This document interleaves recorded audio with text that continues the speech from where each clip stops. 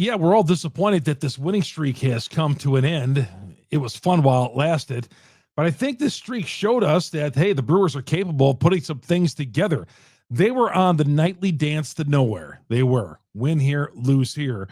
But this showed us a few things with the Brewers that, yeah, this is going to be a more than just a summer of fun. We'll get to that coming up next on this edition of Locked On Brewers.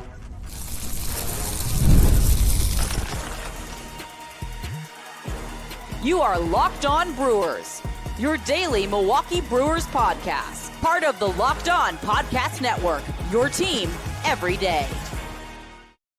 This winning streak started back on May 24th, this 8-game winning streak. The Brewers were about ready to fall even further under the 500 mark. They were struggling along, win here, lose here, there, win there, lose there. They were about to lose 3 of 4 in Pittsburgh, the last place team in the NL Central, and a very bad team. And the Brewers rallied from a 5-3 deficit, and they won 6-5 on Memorial Day weekend. And that kicked off this 8-game winning streak. That kicked it off because, let's face it, the Brewers were on the nightly dance to nowhere. With their inconsistent play, they are falling further and further behind the Cubs. Now, they haven't made up a tremendous amount on the Cubs here. In fact, with the loss, they would have only gained a half a game in all that. With the loss, coupled with the Cubs win on Tuesday night. But I'll take it. They're in the wild card chase. All right, they're a game out of the wild card chase, and they're playing some fun baseball. They're playing some exciting baseball. The last couple of nights, they're going through one of their Milwaukee Brewer offensive freezes, where I feel like, man, if you bet the under on the Brewers every night, wow, you could be sitting on a gold mine. Brewers are 33-29. I'll take it at this point. I will take it at this point, considering everything that has happened, all the injuries and all that. And it almost got to 9 in a row. Jake Bauers lifted a fly ball towards center field that was caught by TJ Frito, the Reds center fielder. When it was off the bat of Bauers, I thought it was a game-tying home run with 2 outs at the top of the 10th. Thought it was a game-tying home run. Man, it looked good. And Bauers said after the game, he just missed it. Just missed it. And it sailed slightly over the fence. Frito went up against the wall, pulled it back. I think it might have either cleared it or hit the top of the wall and bounced over. I think that's what would have happened. And the Brewers ended up 4-2 losers. This episode is brought to you by Monarch Money. Take control of your finances. Monarch Money. Use the promo code on Monarch Money. Locked on MLB, monarchmoney.com, 50% off your first year. So Bauers, yeah, he said, I've seen it enough where a ball like that is going to get caught. And it's like swinging a golf club. If you got it all. Baseball, softball, if you played the baseball or softball, sometimes if you got it all or not. Sometimes it works out in your favor and you get some carry, even if you don't feel like you got it all. But Bauers said he did not get it all, and he said he could tell by the way Frito was going back to the center field wall that it was going to be caught. So, yeah, ends in disappointment because we wanted the season winning streaks are fun. We want to see them keep going here. And I'm going to talk about that George Webb thing. A couple of winning streaks I didn't know existed for the Brewers. I don't remember. I watch every game. So we'll talk about that coming up here in a little bit. But the key right now for the Brewers is to not throw back any of these wins. All right? You got them in the safe deposit box. Don't be throwing those wins back by some crappy baseball here in the next couple of days, right? Got a game with Cincinnati, morning start Milwaukee time coming up on Wednesday. And then you got the off day Thursday. And then you're coming home with the 10-game homestand, the longest of the year. You're kicking it off with San Diego. Good San Diego team that's ahead of you in the wild card standing, starting up Friday night. Big series with them. But come home, finish this thing off, this little road trip here that they're on. Finish it off with a win in Cincinnati. Don't let that one drag you down. Now, you hope it doesn't kickstart the Reds to some consistency here, because the Reds are capable of going on a winning streak too. I think they're a little bit better than what they have shown this year. But I just don't want that to drag them down. But it proved to us, this 8-game winning streak, that the Brewers are very capable of winning some games. They're capable of winning some games. We do not want to be the summer of fun. And you know what we call the summer of fun? The summer of fun is going out to the ballpark. Doesn't matter if your team wins or loses. You go out to the ballpark, enjoy yourself. You get a free checkers board, and you're out the door. And you forget about how bad the baseball was. We don't want one of those summers. I want to be sitting here every day with you guys and chatting with you guys on Twitter. And some of you guys have been DMing me, and that's been great. Or you've been Facebook friending me and talking to me on there. I'm great with that, man. You have some questions. I always love talking to you. And I want to continue that because I want it to be a competitive summer. I think we're going to be in a competitive summer. And I just don't think the Cubs are going to. My buddy Tim Allen thinks the Cubs are going to go through a little bit of a summer swoon like they sometimes do. I don't know. Cubs are rolling right now. But I think this winning streak shows that the Brewers are going to, at least my gut feeling here with the Brewers, is that they're going to make this a real good summer of baseball. They're not great by any means. They're not great, but and they have some guys who are turning things around. Ortiz is back struggling again after showing a few days there what he's capable of. But this team does have some talent. It really does have some pitching talent. And they did have a setback with Brandon Woodruff we'll get to here in a little bit. But winning streaks. I put out on my short video that I do after games, my post-game video. I said the Brewers have only had one time where George Webb, the restaurant in Wisconsin, southeast Wisconsin, known for their breakfasts and 24 hours at most spots, you can go any time of the day, get the eggs, the chili, whatever, the hamburgers, all good. And, they made a promise back in the 70s. It was that if the Brewers ever win 12 in a row, I don't know where that stemmed from. If the Brewers ever win 12 in a row, that they are going to throw out hamburgers for everybody. And it happened in 1987 when they won 13 in a row. And it was the start of the season. I'm talking like this is the first time some of you ever heard of this before. Some of you were there. Some of you weren't even born. 38 years ago. My God. Yeah, 38 years ago. Jesus, that's a long time ago. 38 years ago. It seems like 20, but 38 years ago, wow, is when the Brewers George Webb first had to give off the hamburgers. A great publicity for them. And I didn't see my buddy J.R. Radcliffe's article in the Journal Sentinel to remind me on this. But how do I not remember in 2018 to finish off the regular season, they won 8 in a row and then 4 postseason games. So they had not won. They had won. I partially had it right. In 1987, they won the 12 in a row during the regular season. This consisted of 8 regular season wins to close it out, including game 163 against the Cubs. And then 4 postseason games because they won the first game against the Dodgers in the NLCS, and they swept those 3 games in the divisional series against Colorado. Probably the last time Colorado was of any relevance. But, yeah, they had won 12 straight, 2018. God, I don't remember that. But George Webb, I slightly remember now because the question was, would George Webb still honor it because it was postseason and regular season? And they did. And they did honor it. But I did not remember. Somehow I did not remember that. I know I was on the road. Part of it could have been because I was on the road. I remember going from Colorado to Los Angeles and covering those. But I was coming home for game 1 against the NLCS against the Dodgers. But I don't remember. I do have a coupon around here. I remember for the 87 that my dad picked up, the 87 hamburger giveaway. But they won 11 in a row in 2021. God, I know there was a lot of winning in 2021.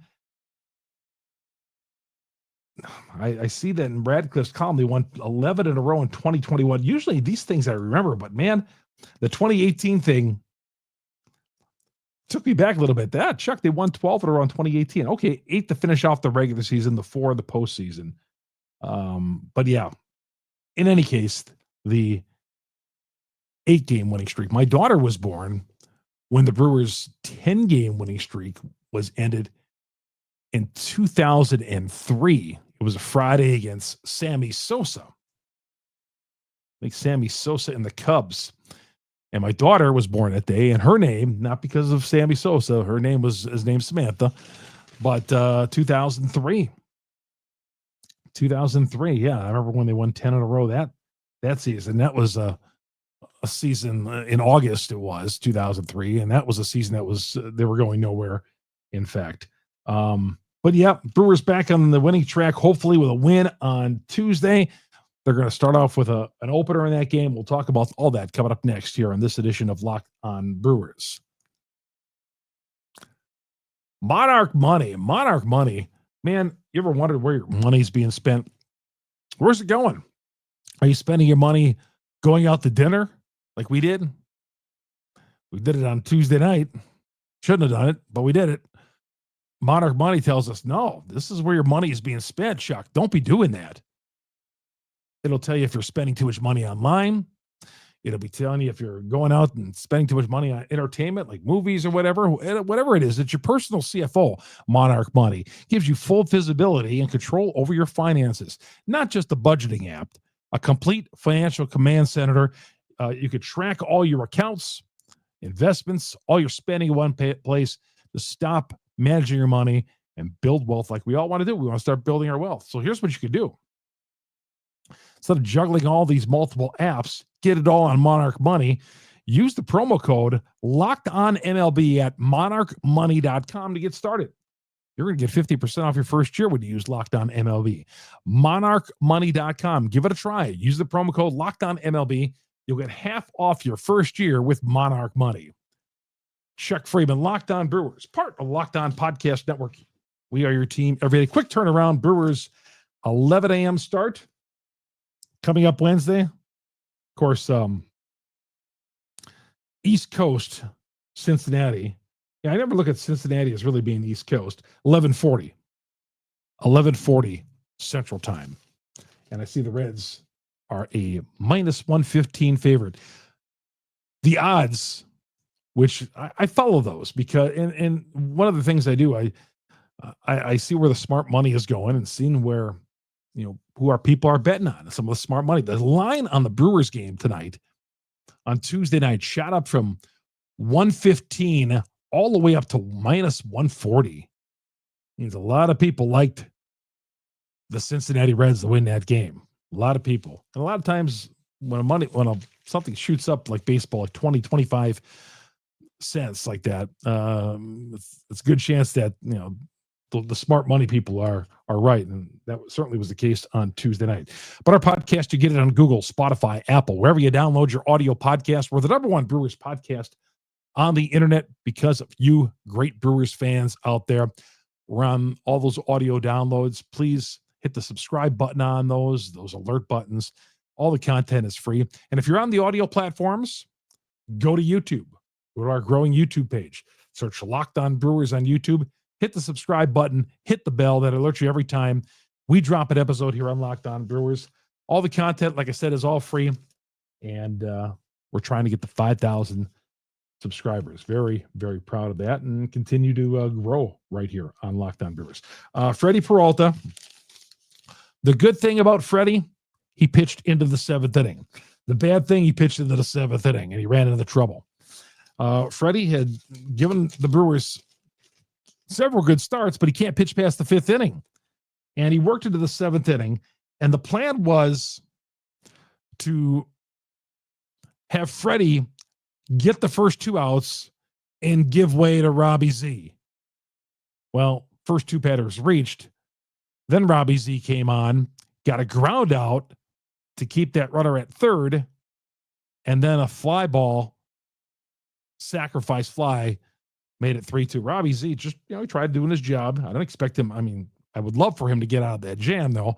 But Freddie, you could argue, should have Freddie stayed in that 7th inning? I was okay with that. Not too long, because you know what, if Freddie, and I see some people on Twitter saying, Freddie, they should have taken him out after 6 innings. And then on the other hand, when we take him out after 6 innings and the bullpen comes in the 7th and gets rocked, how come Freddie didn't go another inning? So I was okay with him pitching the 7th inning there. Like he said, he was a lot of short starts. So he needed, the Brewers needed some length out of a starter for a change. And they got it. And no problem with that. Now, some of these national guys who I don't have a great deal of use for, because they're always trying to trade players on the Milwaukee Brewers.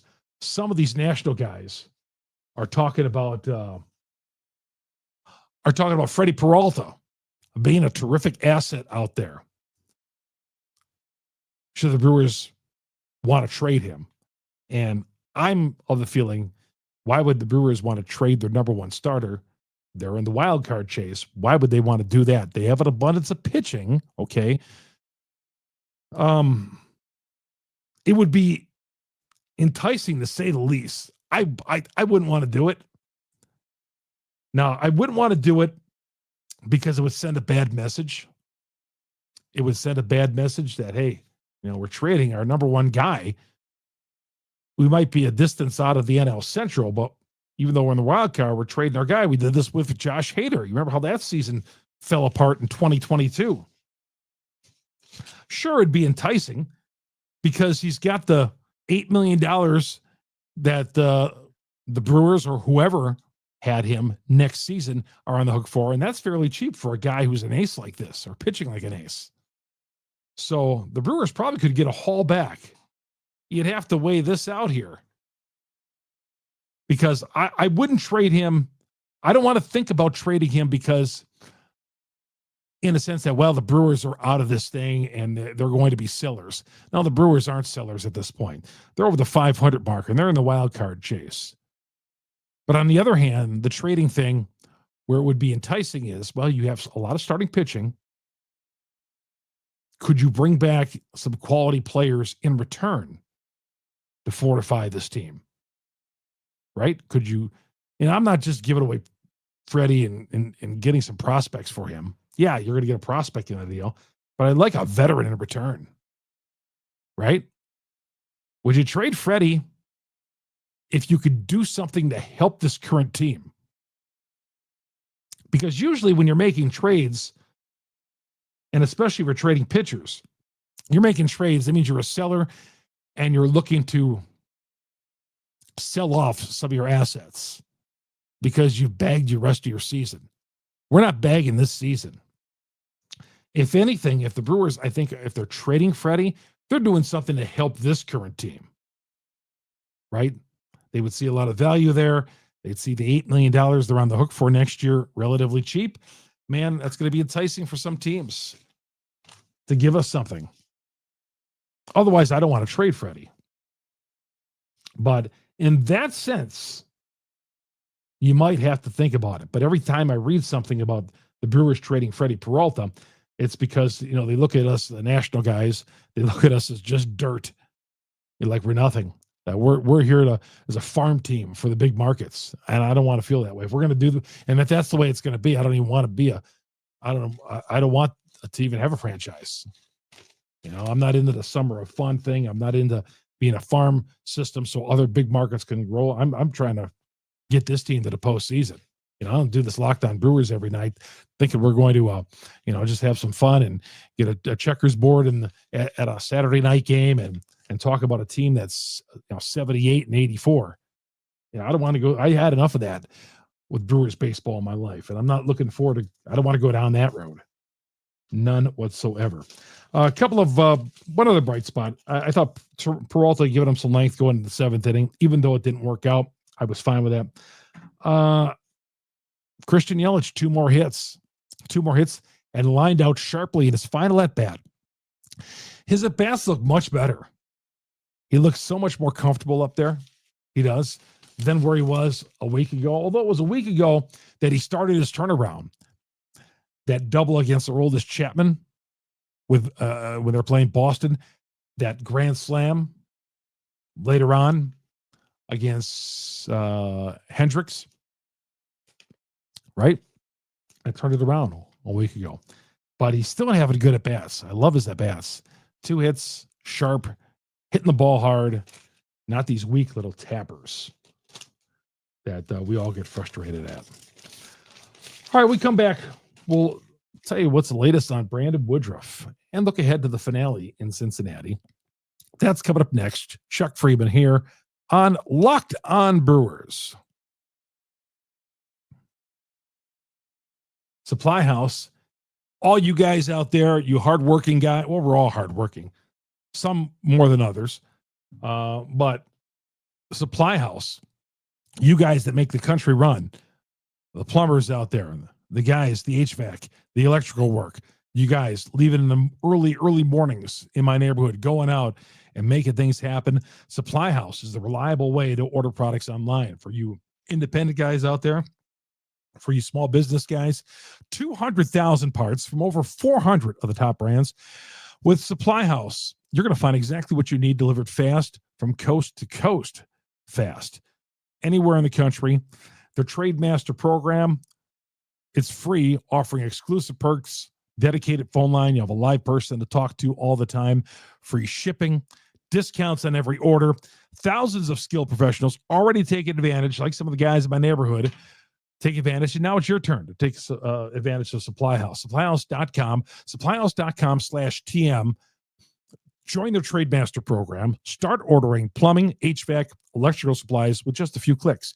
Use that promo code SH5. You're going to get 5% off your first order. That's SupplyHouse.com, SupplyHouse.com.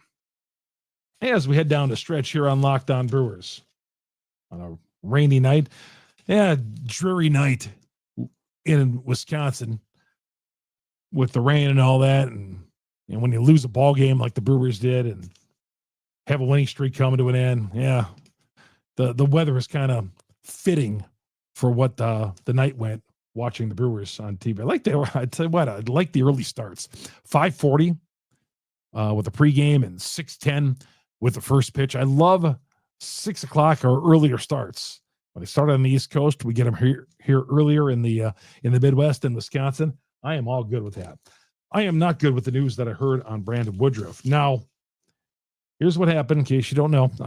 Making his rehab start in Nashville, he took a line drive to the elbow, and just one bad thing after another. It's been a brutal run here for Brandon Woodruff. He's on rehab for his shoulder surgery that he had a few seasons ago. Okay. And every time it looks like he's going to make it back, he has a setback.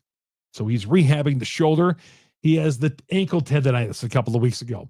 So they got to shut him down for a little bit, and he's got to rehab some more rehab starts. So he makes what we think is his final rehab start in Nashville on Tuesday night. Final one. Here we go. He's going to come in. He's going to pitch next week in this homestand for the Brewers. Great. Things are looking good for Woodruff. And he takes one off the elbow, a line shot like at 108 miles an hour off the elbow. Now, the good news is the initial x-rays down in Nashville were negative. But he's flying back to Milwaukee so the doctors can look at him, and they'll have some additional imaging done here in Wisconsin with Milwaukee doctors. But initial x-rays are negative. We'll see how he bounces back. But how about that? You're rehabbing your shoulder, you suffer an ankle injury, tendonitis. Okay, you figure that you got that one figured out, and you're just ready to go again. And then you suffer another injury. You get hit with a line shot to the elbow. So he's got 3 things working now: the shoulder, the ankle, and the elbow. Spending a lot of time in the training room patching them back together. But man, Brandon Woodruff, if there's anybody who can fight back from something like this, if there's anybody on this team, Woody is your guy. So we'll monitor that on Wednesday. We get any news, we'll put it out on Twitter. And of course, we'll have it on Locked On Brewers later on Wednesday night. It's going to do it for the show. Brewers wind it up with the Reds, and they're going with the opener, DL Hall. Seems to work out when DL Hall opens up games. He'll tag off to Quinn Priester, and Priester will take over from there. Brewers, a game out of the wild card, 6 out of the NL Central race behind the Cubs, who are 38-22. The Cubs beat one against Washington, pulled away middle of that game against Washington to climb 16 over. St. Louis blew a 7-2 lead, lost to Kansas City. St. Louis is 5 out, and the Brewers are in third place, 6 out. Cincinnati is 9 games out, but I'm looking at the wild card too. Brewers still 1 game out in the wild card. One more thing, Milwaukee, they've played more road games than home games. I was checking this out tonight because I was like, man, the Brewers are always on the road. When are they ever at home? Well, they've played 28 home games, 34 on the road. They're about to catch up to that mark and surpass it with this upcoming 10-game homestand on Friday. But before then, finish it off, hopefully, with a win on Wednesday in Cincinnati, led by DL Hall and Quinn Priester. Last 2 nights, the bats have not been there. Got to get the bats going. On Wednesday. I'm hoping it's not one of those freezes, your offensive freezes, the patented ones the Brewers have. But we'll see. Got to get a win, and don't let that loss Tuesday get you down. That's going to do it. We'll see you here again on Wednesday night. My name is Chuck Freeman. Thanks for making us your first listen to every day here on Locked On Brewers, part of the Locked On Podcast Network. We are your team every day.